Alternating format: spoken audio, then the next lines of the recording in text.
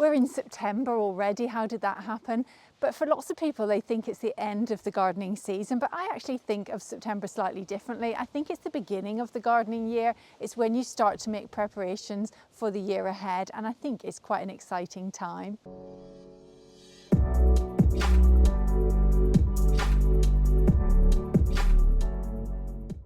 Hello and welcome to Murphy's Garden, and you join me on this rather chilly and bleak September day. It's been raining pretty much non-stop most of the day, but we have been out doing a spot of gardening, and it's a case of just wrapping up, getting the waterproofs on, having the right clothes to carry on, because it's a good time of year. This is the time when it's really a good time to do lots of planting, to move things around, because I, for one, think that the summer, when the summer comes or the early spring comes, about March time, it's kind of curtains up, a bit like a stage, the curtains up, you can't make any more final adjustments, everything's as it is for the year ahead, for the summer ahead, and really nothing can be moved, especially in the summer that we've had. It's been so dry.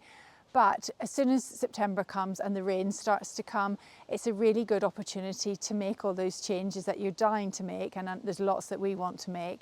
And so this video is a bit of a garden tour, but more, rather than everything kind of looking perfect, it's more about just going through all the things, that the changes that I need to make or we need to make. There's lots and lots happening. We've got some holiday booked for not next week, the week after, deliberately, because we've got lots and lots to do. So we're off and we'll be getting the digger in, and things will be happening. So it's quite an exciting time. So let's head around the garden and we'll walk and talk as we go. We'll begin our tour, as we always do, on the Hornbeam Walk, and if anyone's new to the channel and you like what we do lots of videos all about the garden, general kind of maintenance, pushing things on, trying to do new projects, trying to make things look better all the time, garden visits as well. So there's lots, we get up to lots and lots of things, and we try to do everything ourselves. The first thing that you'll see here is the hornbeam. These are pleached hornbeam trees, Carpinus speculus. And you can see they look very smart, because Alistair was up there yesterday just giving them their final cut of the year. They've been cut twice this year, and they had grown an awful lot in the couple of months intervening between when he did it the last time, but they just look really good. And then what will happen now, going forward, in the autumn, they start to turn this beautiful kaleidoscope of different colours, and they look incredible. You'll see, anyone new to the channel will see that this side is more mature than that side. That side is quite thin still, but we've got the coverage on that side, and now what we just need to do is just let them thicken up a little bit to match this side, but they're pretty much quite similar now and look good. Underneath we've got the skimmias. These are Skimmia X Confuser Q Green, and they've done really well. I'm so glad, for those of you that watch the channel, you'll know that I debated what to plant under here. We had a kind of mixture of different planting, and it looked very busy and it just didn't look good, and we wanted to have the same plant all the way up, just to give that kind of continuity and more simplicity. So I was going to plant hydrangeas, which we'll come on to in a minute, but I'm really glad I didn't, because the hydrangeas in the rest of the garden have really struggled in the drought this year. But the skimmias have done very well. These seem to do quite well. I have watered them a couple of times, and if they start to go a little bit yellow, then I just put some seaweed feed on them. I haven't done it very much throughout the summer, maybe 3 times in total. But look how lovely they are. They're really lush, really beautifully glossy green leaves, and as they thicken up and get bigger, we'll have this whole row of plants all the way down. You can see there, this one wasn't doing quite so well, but the rest of them look really good. Now, as we come on to the end of the Hornbeam Walk, the focal point here is this pot and the collection of pots, but you'll see that it goes into the vegetable patch behind, and we've got this really ugly telegraph pole in the garden, which I absolutely hate, but I think we're kind of stuck with it. There's nothing much we can do. It really jars with everything. But anyway, what we had previously, we had a piece of trellis up here, and that was the kind of full stop. You couldn't really see into the vegetable patch beyond. The trellis rotted, came down early, sort of in the springtime. We took it down, and then we were sort of trying to think what to put in its place. We do still want this to be a kind of final point. We have been using it as a cut through just out of laziness recently to get through to the vegetable patch. But I don't want to access the vegetable patch on there. I think it gives more sort of mystery and intrigue by going through it through the gates at this over there. We'll come on to the veggie patch in a minute, but we needed to come up with a plan for the end of this area. So I think that panel of wood will come out, and in its place we're thinking about putting a Magnolia grandiflora, and I'll show you the Magnolia grandiflora because it's already in the garden at the moment, but we're thinking of moving it and putting it in here, and we're going to espalier it, it's hard to say that, make it espaliered so that it will look really, really good. It's a very sheltered part of the garden, it gets the sun, and I think it's going to love it here. It's got the glossy green leaves and with the coppery colour of the undersides, which actually would look lovely with the raised vegetable planters from the other side as well. And I think it would just look beautiful when it's all in flower. I think it would look really stunning. So that's the plan for that area. We can get on and do that soon. So planting season runs from, the best time to move plants is this time of year. So the soil is warm and wet as well. So it's really, really good time to move plants, and then they'll establish quickly. They've got all the wet weather ahead. You can move plants up until about March time, but I personally think it's not a good idea. I'd rather do it this side of Christmas. So this is the Quadrant Garden. Shall we go through this way? So the Quadrant Garden, the grass has greened up. The grass looked awful. I mean, it looked terrible all summer. One of the reasons really I haven't done a summer tour, because it just didn't look very good at all. I'll just look at it from this direction. So it has greened up, but we're finding that any area in our garden which has got grass in it is the bit of the garden that looks terrible in the summer. And ultimately it's in the summer that we want to use the garden. So we are thinking of removing pretty much all of this grass here and down here, and that's probably what we're going to do, because it just never looks good. I'm a bit not sure about this quadrant. I was thinking we should keep this little bit and remove that bit, but Alistair is very keen to get rid of it, so we're still debating that, but I think he will probably get his way. The borders are looking quite nice. They look lovely in the spring, early summer.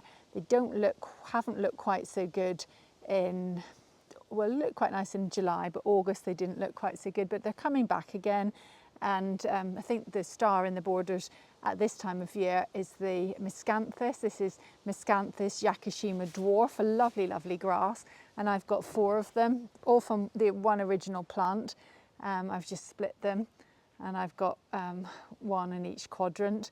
The other plant that's done particularly well, so with this very dry summer that we've had, there's been several plants that have performed better than any other. One is the Echinops, which is there at the back. They've been flowering for a long, long time. They look good. And the other one, what was the other one? Oh, the Eupatorium always looks quite good. It's gone over now, but structurally I still think it looks quite nice. This is Thylictrum, which is back in flower again for a second time. And then these are ballerina roses, and they've done pretty well all summer. Verbena bonariensis, of course, loves the dry weather. One plant that surprised me, and this is Helianthus, which is at the back. It's looking okay, but it has got, I don't know if you can see, it has got a lot of black stems. Not sure why that is, if anyone knows. But Helios, of course, means sun, which means that it likes the sun, or it should like the sun. But I had big areas, which I have cut some of it out, but big areas of black stem, so I'm not sure what all that's about. The Persicaria is coming back into flower. It didn't really like the dry weather. It went very brown. I should just cut all the brown bits off and then leave the new flowers to come back. Some more Echinops there. The other plant that did very well is Solidago, which is the yellow flower at the back, also known as golden rod. Lovely Miscanthus here. And I know lots of people that don't like grasses, but oh, look how fantastic they look. And in the light, when the sun's not out at the moment, but when the sun is out, it's absolutely glorious. This is Oreganum, which is also done very well, likes dry weather. And then we've got a few asters not looking so good. Cosmos still flowering away. Yeah, a little bit messy. Oh, and the other thing that's done very well is the sedum. It's not looking so good now, but I've got a fantastic clump of sedum. That's a phlox that's called Nora Lee. So yeah, that's dill. That's the florist dill, and that's been really nice. And I use that for cooking with as well. I've got some Achillea there. That's a lovely salvia. That's Salvia amistad, which is always really good. So that's the plan for this area. And next we'll come on to our Sunken Garden, and the Sunken Garden just drops down by a couple of steps. Most of our garden is pretty flat really. In some ways we're quite lucky in that it's easier to put things in without having to do dramatic level changes. However, I think changes in levels in a garden can make a garden quite interesting, and we'll come on to that in a minute as we head round. But we've got a couple of steps down here, and you'll see that the steps are starting to kind of collapse a bit. These wooden, these bits of wood, these sleepers are rotting and need to be removed. And what Alistair wants to do here is that the Prunus lusitanica, they're getting quite big. When we put them in, they were very small. It was difficult to imagine them ever being big, but they are big now. This is the size we want to keep them, actually a little bit smaller than this. So they're due to have another cut. And what we're going to do is remove these skimmias and then bring this garden into about to where that edging finishes. So it will come in a little bit just to give the Prunus lusitanica a bit more room and to make this garden a bit more balanced, because you can see here that the little bit of grass strip there is a lot smaller than it is at that end. So we want to make this garden a bit more balanced and make it come a little bit further up. We'll use those skimmias elsewhere. I've got an idea on that. Now in this garden we've got this big cherry tree, and this is an original tree that was in our garden. There's not much in this garden that we haven't planted, but this is one thing that was here. It's getting quite untidy, and it has got the beautiful Clematis montana that climbs up into the branches, and it does look stunning in the spring. However, we are quite radical and we like to question everything. And we were questioning, do we need this tree? Is this tree adding anything? And I don't really think it is. We struggle to grow anything underneath it. It's incredibly dry underneath, and when we go around there, you'll see a lot of the plants are struggling underneath there. The other problem is that the roots are coming up into this part of the garden here and making it difficult to grow anything here. Now this part of the garden is a mess, and it's a mess because, and I haven't done anything with it because we've got big plans for this garden and this is all going to be getting changed. The Amilanchia on the left is doing better than the one on the right because of the roots of that tree, and I know taking the tree down won't, the roots will still be there for a period of time, but I think it will help things in the longer term. This grass is all going to be coming out, this board is all going to be coming out, and I've done the design for this area, and the outbuilding, when eventually we get round to doing the outbuilding, we want to put some nice French doors on there, and the garden needs to look good from that angle. So let me just head down here to see what I mean. So imagine French doors on here opening out into this part of the garden. So at the moment it doesn't have any focal points, and so we need to make this garden work going this direction as well as that direction. So I've drawn up the plans, and I know exactly what we're going to do there. So that's the plan for that, but that tree will probably come out. The scale is all wrong because you can see it's taller than everything else and it just doesn't add anything. I hope you agree. I do like taking trees out, but we certainly have planted plenty since we've been here, so, and we've got plenty more to add to the garden. So that's that. Now as we come into the woodland, not the woodland garden, the Sunken Garden, you'll see here these are the hydrangeas. The hydrangeas that I had intended to plant underneath the Hornbeam Walk, And you can see that they've really struggled. They've been quite problematic most of the summer. Every time it's dry, they flop away down and look as if they're about to peg out. And I have to resuscitate them with buckets of water, watering cans full of water, and then they come back again. I know they're quite young and they're yet to establish, but they have struggled. But I mean, they're getting bigger, so I'll see what happens, give them a bit longer and see what happens. They have been mulched very well.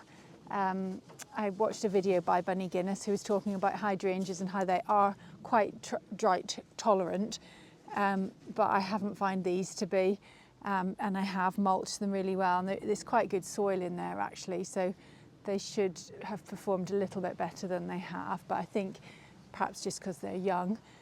Then at the back here we've got another row of pleached trees. These are limes. We put these lime trees in when they were tiny little sticks.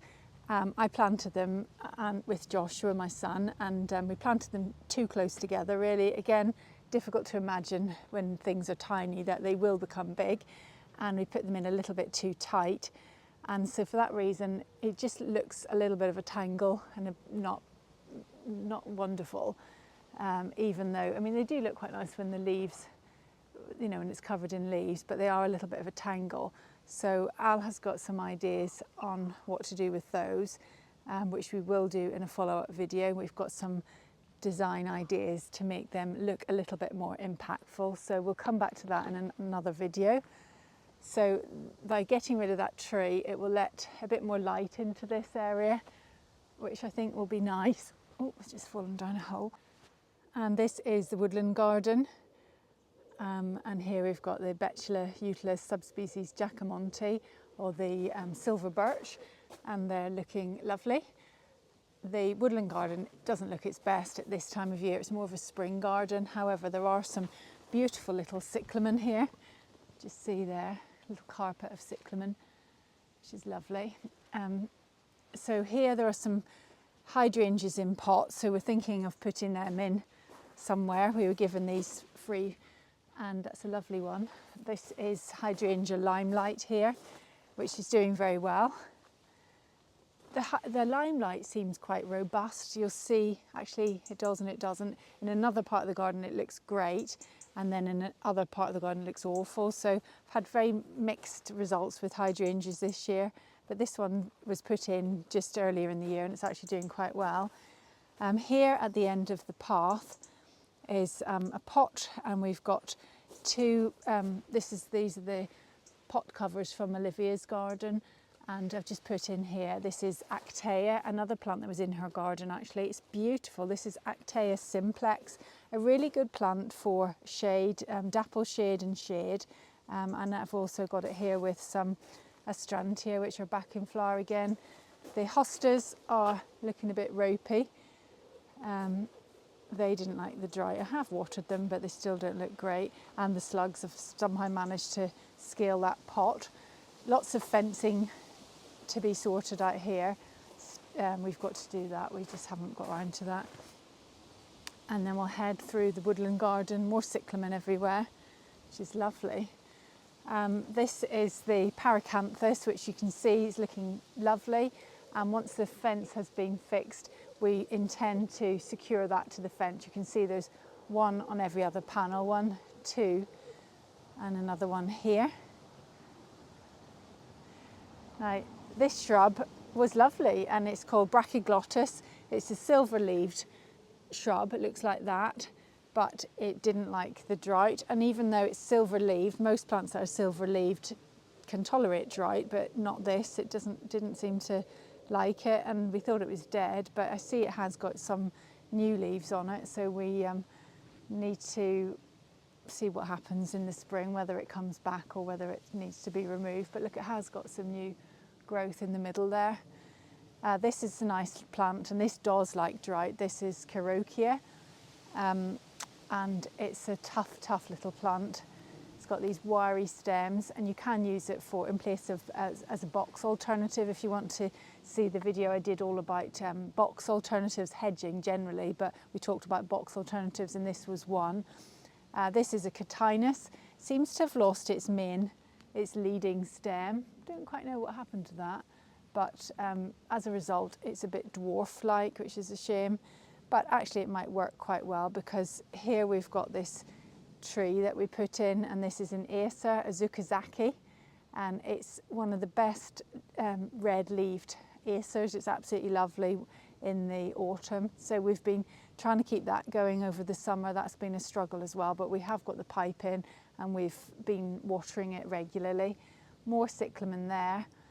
That Paracanthus has been tied back because, again, the fence needs fixing.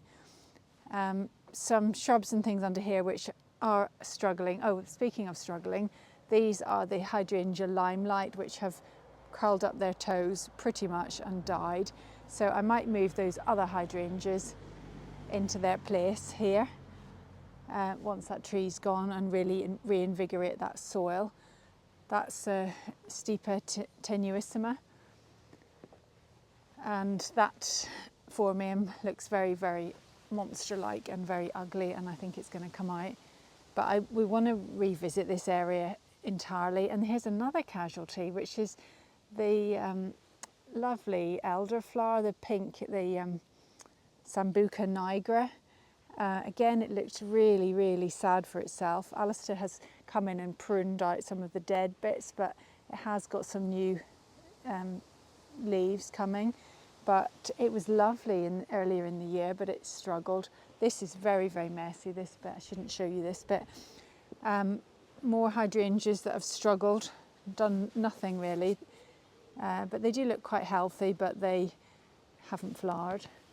Now the pond, the box is looking a little bit dodgy as well. We cut it and it was very hot, and it kind of just looked a bit burnt after we cut it. It doesn't look very good at all.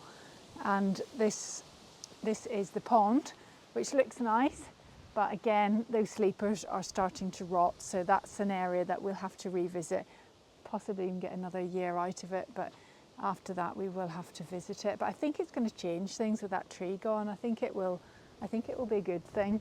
So let's head back up the garden. You'll see we've got rabbit traps out. They're humane rabbit traps, but we have got rabbits in the garden again, which is a pain. Don't know how they get in. We've rabbit-proofed the garden, but they still get in. Oh, now look at this. I just absolutely love this. This is the Osmanthus buckwoodii. Lovely, lovely shrub. You can use that as well instead of as a box alternative. But what's lovely about it are these beautiful little flowers, and they smell divine. They smell really good. So I bought two of them just as little tiny blobby shrubs. They don't look particularly spectacular, but what I did is just stripped out the bottom leaves to give it kind of a multi-stem appearance.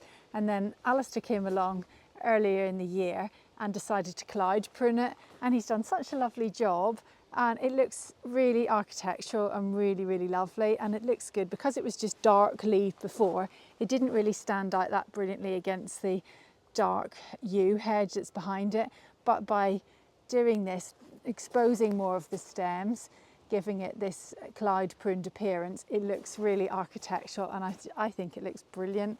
And these are the bottomless pots that we've put them in. So these are stainless steel pots, there's no bottom in them, they're just a square, and then we treated them to give them this kind of gunmetal appearance, and they look good. And spilling out the top, we've got the Erigeron Karvinskianus profusion, which looks good. What I would say about the bottomless pots, they do have a habit of the soil dropping down. So when you plant trees, permanent features that are going to be in there, really, really make sure you press down the soil so that it doesn't drop too much. These did drop a bit, and I did top them up a little bit, but obviously you don't want to cover the base of the plant with too much soil. So it's a bit of a compromise really, but yeah, really try and make sure the soil is pressed down very well. So that's the view down there, down the path. Now, this is the parterre. As we go through here, Alistair has cut the yew hedging again, and it's really starting to knit together. We're getting that much nicer appearance now, the kind of forward-facing growth. what I would say about yew, having lived with it, and we bought this as quite small plants, and everybody says yew is very, very slow growing. It's not necessarily slow growing in that it gets to the height you want, but it's slow to get the look you want, because you get these kind of big lateral stems that appear, but what you're trying to get is this forward facing growth, and so to get that you have to keep cutting it again and again and again. So this has had 2 cuts this year, and it is starting to come a bit better, but look, there's a big hole there. I don't know why there's a big hole there, but the rest of it is looking quite good. But it's still quite juvenile. I think the reputation it has to be slow growing is slow to get that kind of final lovely look that you want. The box hedging looks a little bit dodgy in places, but I do need to feed it again, and I'll do that soon once the rain has stopped. We've got some new growth on that side, but not so much on the other side. And as we head into the parterre, you'll see these little fluffy bits on top of the yew, because the intention is to make those into circles on the top. I think that would just frame the view going in nicely. So that's why they're sticking out at the top. And as we head into the parterre, so this is cobble sets. This is good. It just is solid. It just looks nice all the time. This area is not a lot of trouble, and I am looking for more easy gardening now, rather than everything was very complicated. And I think we're going back, revisiting areas and simplifying things to make life easier. And if it's too much work, then you start to not enjoy the garden as much as you really want to. So this is an area that doesn't give any trouble. It's pretty easy going. It's got the box hedging around the outside, and it looks a lot healthier actually than in other parts. And then we've got the Desdemona roses, which have been beautiful. They've been lovely. Good year for the roses this year. Underneath it has got the strolch. So the strolch suppresses the weeds. Another reason why this area is low maintenance. I very, very rarely have to take any weeds out of it, and I haven't weeded it for months. And you can see there's not a single weed, because the light can't get to the weeds, and so they just don't grow. Look who it is. Hello, Murph. Murphy putting in a rare appearance. Hello, darling. Oh, old Murphy. So we'll head now into the veggie patch. So the vegetable patch has been very, very productive. Oh, by the way, as we come into the vegetable patch, we have a lovely gate that goes on here, and it's very rusty and peely, and so it's just over there actually. I've taken it off, and I've been taking off the paint. You can see it here. So just been getting rid of all of the paint. I've got more to do, but I've made a start on it, and I will carry on. That's what it looked like before, like that. So all of that's got to come off, and then that will be painted, and that will go back on here. The vegetable patch is I think it's looking good. I've painted all of these planters, and they look so much nicer painted. I wish I'd done it last year actually, but anyway, I've done it now, and it looks solid, and it looks much, much better. And then down here is the flower garden, which is still looking lovely, but the flowers mostly close up when it's raining, and then they open again when the sun comes.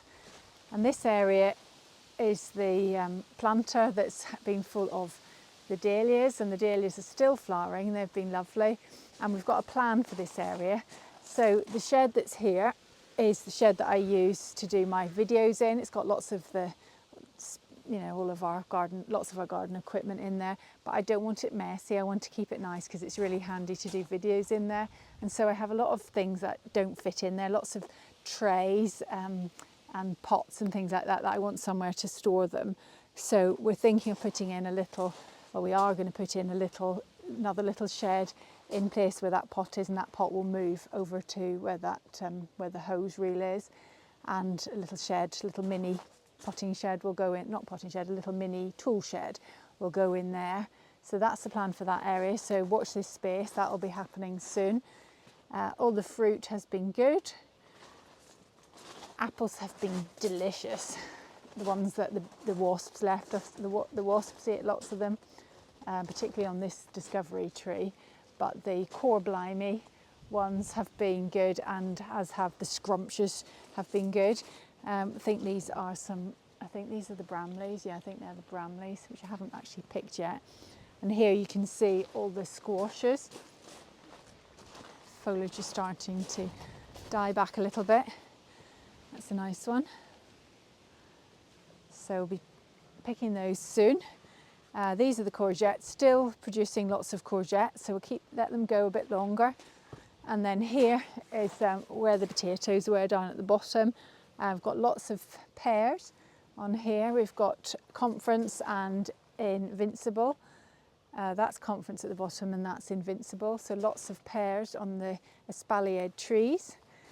This wigwam was meant to have my borlotti beans on it, but you can see the rabbits have eaten them, so that's not been terribly successful. Anything that's been here on the ground hasn't been that good because of the rabbits. So back in again. Got some beetroot that they don't eat, but the French beans that were growing all along here have been eaten, but obviously they can't get to the ones here, so we do get the occasional one growing around there.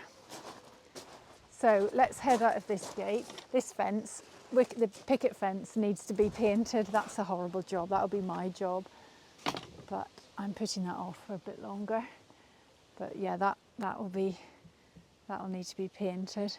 In here you can see that the hedges have all been cut and look crisp and sharp.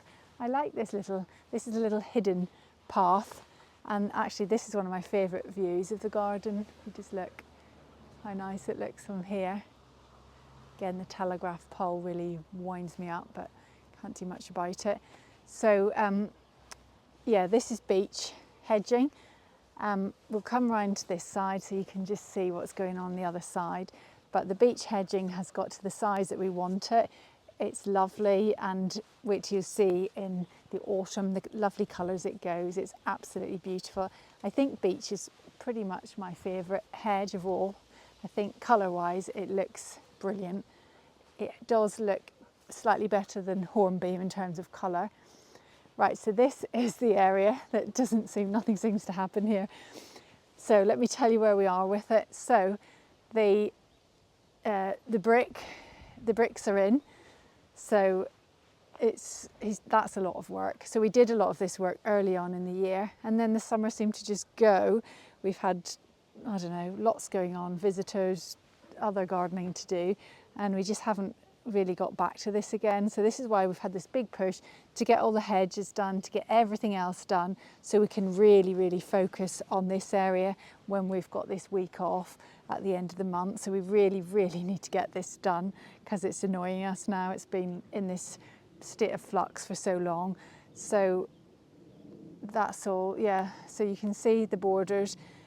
What we intend to do is where that bit of grass is at the top, we decided to extend the borders out by another, probably, what would that be, about a couple of foot, just to give us that depth, so we can really get the planting looking good.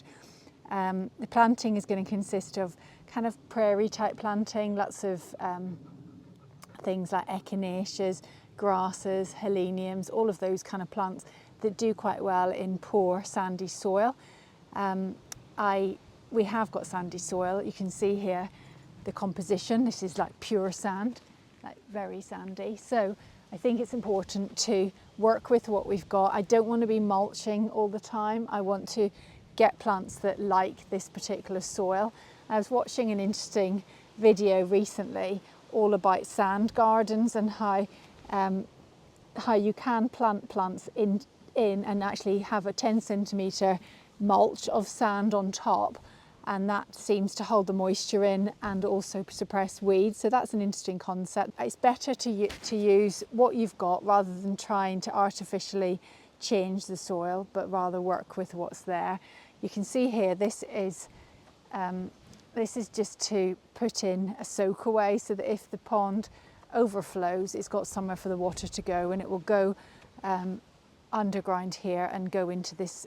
This is a massive hole that Alice has dug under there, and that will sit in the hole, but we'll talk about that when we come to do it. So let's move on. We've got the stones all sitting ready, and they will go round the perimeter of the pond, and then at the top will be the summer house. We've got everything, we've got all the gear, we've just got to get on and do it. Just time. We'll head now to a more positive area, an area that's looking lovely, and we have done quite a bit of work to this area just recently, and that was, if you want to watch the video I did on the centre circle.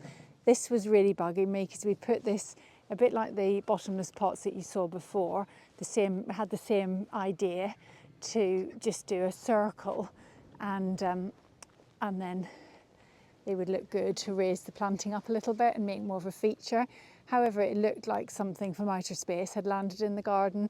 The silver just didn't seem to work, and it was really, really upsetting me. And I'd tea-cut it to give it that gunmetal look, and it still didn't look right. And so we've just lived with it for a period of time, but just not happy with it. Neither of us were happy with it. So we've revisited it, and we've turned it into Corten steel, and it looks lovely. I so love it now. I really do. If you want to see how we did it and have a look at the video that I did, I'll put the name of it on the screen. And then we just went to the nursery and bought loads of plants and filled this area, and it's just looking beautiful. I love it. And then in the centre here is the tree. This is a type of hawthorn. It's Crataegus persimilis prunifolia, and it's got these big, can you see these big lethal spikes? And the wildlife absolutely love it, particularly because it's got these, well, you can see there, big vicious spikes. It gives them a little bit of protection, I think, the birds. And it's starting to turn. It's going this lovely sort of purpley colour, the leaves. It looks lovely. So everything in this part of the garden is looking good. Before we carry on, what I just want to say about this area, Al and I were discussing what's working, what's not working, which we do. We're not ones to just pretend everything's perfect and carry on. We are constantly evaluating and making changes to improve things. And what I would say about this area, where we've got formal parts of the garden, the flatness of the garden works really well, and I think obviously it will here. You can't have a pond like this if you've got a hill in your garden of any kind, but this is completely flat, and this is going to look very, very formal. But here, the mood that we're going for is a little bit more informal as it leads out into the countryside beyond. So for that reason, we decided we wanted to go from everything straight into curved lines. So we've put this curved pathway in, but it doesn't work quite so well that everything's flat. And the problem with this, as you stand here, you can see everything. And I know the trees have got yet to mature, but we felt that we've planted the trees too far back. Everything needs to be pulled in a little bit to hide the vista, to make it more intriguing, because at the moment it's boring. There's no reason to walk right up to the other end because you can see everything. So we're talking about playing around with the topography, the levels a little bit, having sort of slightly raised banks a little bit to make it more interesting. We're going to have a lot more spoils because we're going to take off more of the grass there. As I said, we want to widen those borders. We've got all those spoils there, plus we've got more by the compost heap that we dug out last year that we need to do something with, and we don't want to pay to remove it. That seems mad. So we thought we could play around with the topography a little bit, and we are probably going to move a few of the trees. I think when we planted them, I was very conscious to allow enough room for them to get bigger, and obviously that is the case. But in doing so, I've planted them, pushed everything, a bit like when you put furniture in a room. If you're inexperienced, you kind of push everything to the back, and it doesn't look so good. So we want to have plants coming forward. One of them is this Acer, has actually been in quite a long time, and I hope it's going to move, but it needs to come much further forward. So we're going to do that. It will set everything back, but I think it's going to be worth it for the long-term look of the planting. So yeah, that's the plan. Not all of them, but just some of them. And we also have decided that that bit at the bottom just doesn't work. This grass, we're going to finish the grass off here, make it into a circle, and then not have that bit of grass at all, get rid of that, and put in a seating area here, but we've got ideas for that. Now the other thing that doesn't work, we've put the roses in here, and at the time we moved the trellis. This trellis was all in the lower part of the garden, and we decided to repurpose it. At the time when we needed to do a division between this area, and that's the kind of work area of the garden. You can see it's most of the time it's quite messy. We've got the compost heap, Al's got his van there and things like that, so you don't really want to be able to see through. So I initially wanted to plant a hedge. Alistair wanted to put trellis in, and he didn't want more hedging, which you can understand because he cuts it all.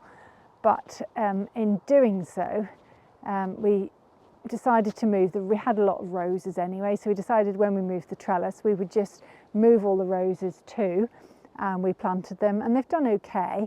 And we dug a big trench, if you remember, and put in masses and masses of manure and compost and put the roses in.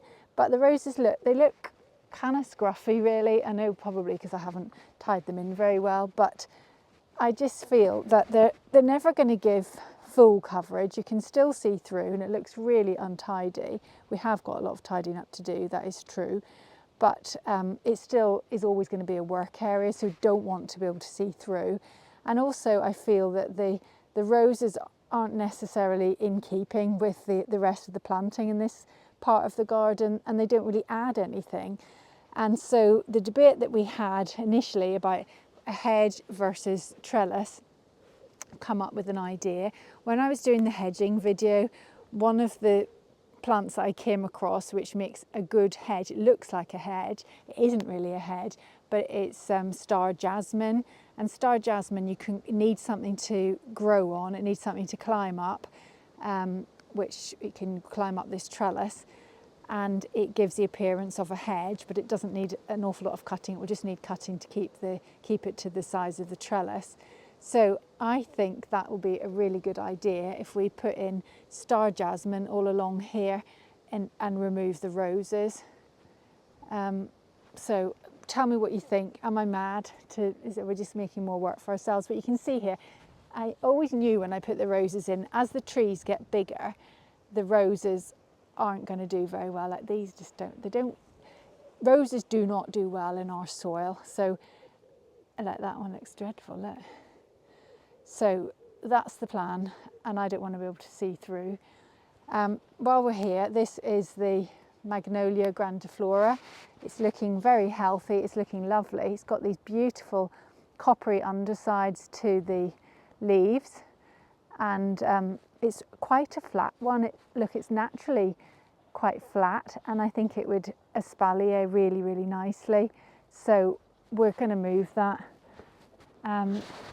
This is the catalpa, the Indian bean tree. It's incredible. It puts on so much growth. Beginning of the year, it was just a twig. It was just like this little twig, and it did look dead actually, but it certainly wasn't dead, and it's amazing. And here is the Cercis canadensis forest pansy. It has hated it here. It's such a lovely, beautiful tree, but the hot winds that we've had this year, this area is quite windy, and it hates it. It absolutely has detested it. The leaves have all fallen off. There's not many left at all, and it just hasn't thrived at all. It's not dead, so I think we need to remove that and save that while we can. And we're going to put that down nearer the house, near where the end of the hornbeam is, and perhaps put it in a bottomless pot. That's the plan for that. And in its place, we're going to move the Heptacodium mycinoides into its place, and then this area will be a nice seating area. So that's the plan. So lots of ideas, lots of plans. It's always moving, it's always changing, this garden. And I think that's the way it should be, because you don't know when you're planning these things, you can't really imagine it. And that's the other limelight hydrangea. Look how well that one's doing. So some things are doing better than others, but this area I'm really pleased with it. I think it's starting to come together, and I'm really excited to get this area done. And I think it looks like I'm going to be planting in the spring. I thought I was going to be doing it last spring, and still hasn't happened. And then I thought I'd be doing it in the autumn, but no, we're still not ready. So hopefully spring 2026 this garden will be completed. We're determined it will be. So as you can see, lots to do as always. Hope you enjoyed that little tour, and join me again in the next video. Bye for now.